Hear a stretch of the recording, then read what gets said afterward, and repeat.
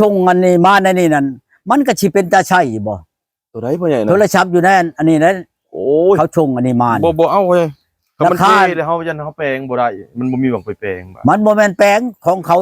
มันอันนั้นอยู่นะแปลว่า เขาชงมาขายกระแมนมายังกระแมนหั่นนะอันเดียวดูนี่บ่อยู่กินนั่นกระพุ่นน้ำบ่ เมื่อเวียกแล้วบ่จัก จังว่าแล้วคือบ่เห็นว่าได้เมื่อโลดฮะบ่ก็อย่าดอกคือว่าคือบ่เห็นบอกว่าเมื่อเด้อชั้นชี้ เห็นว่านั่นว่านี่เนาะพ่อใหญ่เนาะ ที่เมื่อก็บอกกันดีกว่าเฮ้ยเห็นว่าก็ดีจักหน่อยละเบื่อตายอยู่กลางทางแล้วเขาชื่อว่าไปใช้ไปหาตู้ก้อนเพิ่นว่าสิฆ่าเฮาได้ แม่นแล้วเนาะพ่อให ตา ญ่ ยกลา เนาะ งทางน่ะโอ้ยตาย แต่ว่าเบิ่งน้ำกันนี่แหล้วเฮ้ยคนอยู่น้ำกันนี่ก็ดี เขาเมื่อได้เด้อเขาบ่ได้บอกเฮาก็ดีไปเป็นหยังอยู่กลางทางนี่เขาสิชื่อถามว่าเอาตู้นั้นไปใช้ทำเมียมันเอาไปหาตู้ก้อนได้บ่ว่าเขาบ่ถามได้บ่พื้นน่ะ แม่นแล้ว ตายอยู่กลางทางหั่นไดเมื่อแล้วก็บอกกันแหน่ว่าเมื่อเด้อตู้เด้อฉันสิเฮาก็อยากถามหมู่เนาะนี่กิจธุระหยังที่ว่าจังว่าเมื่อไว้นะคันบ่มีอันที่แน่ที่จำเป็นน่ะมันบ่เมื่อดอก แม่นแล้ว มันต้องเว้าคุยกันไปอยู่นี่แหละ แต่เก่าก็อยู่จนค่ำจนมืดเนาะพ่อใหญ่เนาะ แต่เก่าก็จนค่ำจนมืดก็อยู่นำกันนี่เห็นเจ๊งเลยนี่ทุกมันสนุกเช้าลาน้อยเอาอันข้าวปุ้นมาพันนี่ไปดูกินน้ำหมูชะคนกว่าเอ้ย แม่นแล้ว กินหลายกับคำหนึ่งสองคำกะยาอันนี้คืออย่าพบกันนี่ บ่คักได้ข่อยได้มาหาข่อยนี่มาอีกขนาดนี่ข่อยช่างช้อนได้สองคนนี่เนี่ยไปเป็นแบบนี้ สั่งสอนบ่พ่อใหญ่ ไปบ่ช่างนั่งบ่ลาหาเจ้าเป็นอยู่กลางทางนี่ข่อยผู้เจ้ามาหาข่อยนี่ข่อยสิบ่มีความติเมียเจ้าบ่ แม่นแล้ว มันต้องเว้ากันซะก่อนโอ้ยสิเมื่อเด้อตู้เด้อก็บ่แม่นดอกข่อยสิกุมเมียนนั่น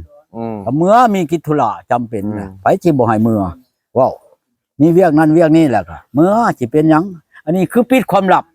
เนาะพ่อใหญ่ แนวที่ว่าเมื่อนี่จักว่ามีผู้ชาวบ่มือบ่ใดบ่หนึ่งบ่จักนี่หรือว่าอันนั้นบ่นี่ชุมนี้มันไปอันนั้นได้นี่ใดแนวผิดกัน บ่พ่อใหญ่จังว่ามีนัดบ่จังเนาะ อันนั้นแหละจ้ะ ได้มีนัด ถ้าว่าเมียบ่เห็นผัวเมื่อนี่แม่นผู้ชาวไปเลยเด้อในช่องคนอันนี้น่ะแจ้งไว้ก่อนเนาะ แจ้งเมียนซะก่อนนี่ก็ดี ถือว่าพ่อใหญ่บ่ได้รับผิดชอบเลยเนาะ บ่แล้วบ่หับได้ในช่องคนเมื่อกี้นี่บ่หับได้คันวันนี้ช่างนั่งลานี่ค่อยหับเจ้าสิเมื่อใช้ข่อยก็สิทำเนื้อหลักอักษรก่อนแม่นบ่ค่อยจังไงเมื่อเป็นไดมีเวียกหยังอยู่ใช้นี่เมื่อฮอดใช้นี่นั่นไดแต่ละคนมานี่ค่อยแต่ว่าค่อยอยู่เทิงเฮือนผู้ก็ยังห้องบอกข่อยเมื่อเด้อตู้เด้อบ่เป็นหยังเมื่อโลดอันนี้รถติดจักรรถปื้นปับไปเอาแล้ว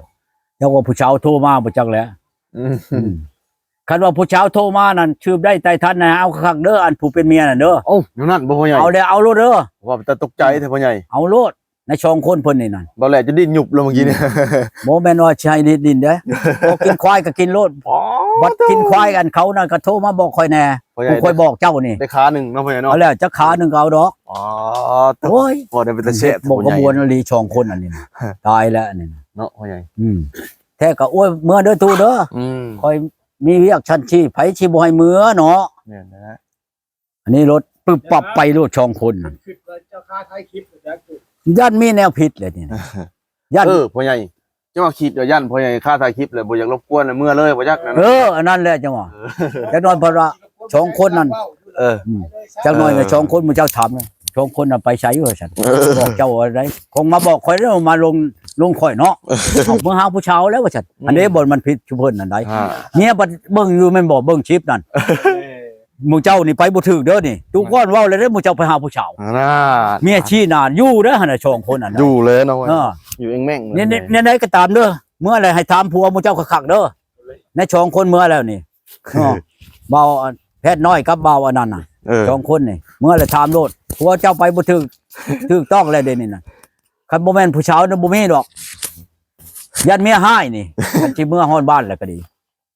ผมไปหาผู้ชาวเด้คนเฮาเนี่ยมันเป็นหยังอันเฮาลิ้นชาวมันหายบ่ว่าเมียบ่ว่าผัวเนาะคันเมียไปดินบ่าวนี่ฮอดอยากตัดคอพุ่นแล้วแม่นบ่แหละ แม่นเลย